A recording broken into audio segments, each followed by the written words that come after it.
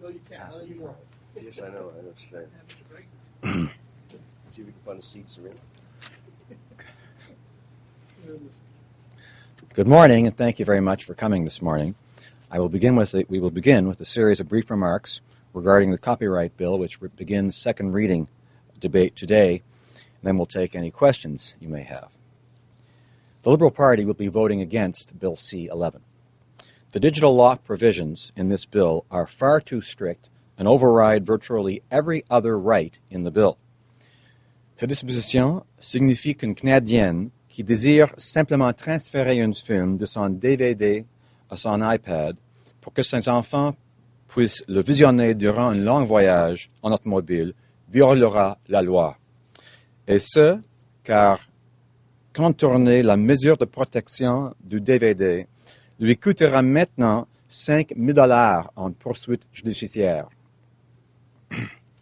If a visually impaired student needs to shift the format of a digital text so he can read it, but finds a protection measure on the source material, then he will not be able to read it unless he breaks the law.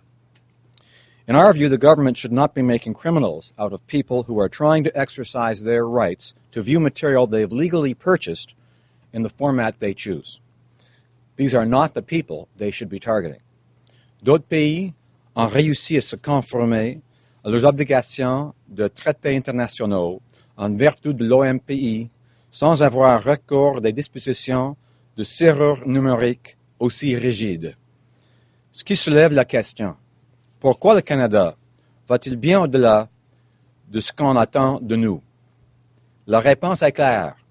Ce projet de loi a été rédigé dans le but de répondre aux demandes des États-Unis, plutôt que de répondre aux besoins des Canadiens et défendre leurs intérêts. Recently released diplomatic cables have revealed that much of this bill was drafted specifically to meet American expectations in terms of the digital law provisions. The Conservatives even offered to provide the U.S. government with an advance copy of the bill before the Parliament of Canada was allowed to read it.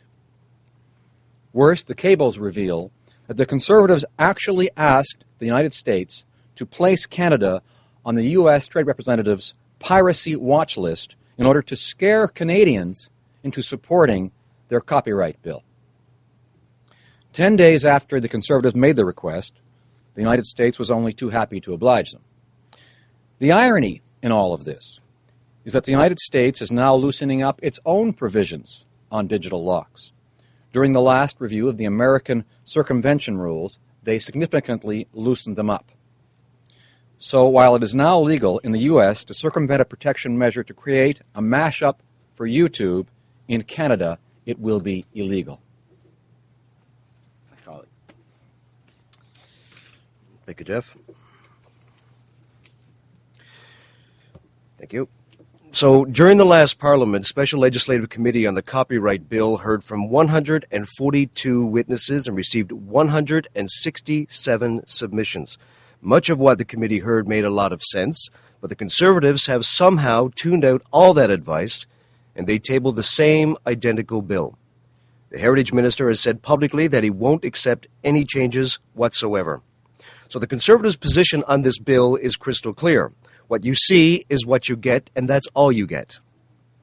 Because of this heavy-handed approach, and because of the Conservatives' unyielding stance on digital locks, the Liberals have no choice but to vote no at second reading. And one of the central concerns heard by the previous committee was how the expansion of fair dealing into areas such as education would affect artists and also creators. Many authors explained repeatedly that the changes in this bill would significantly affect their business models, and yet we see no attempt whatsoever in this bill to improve the definitions of fair dealing or to provide any kind of certainty to these particular authors' creators.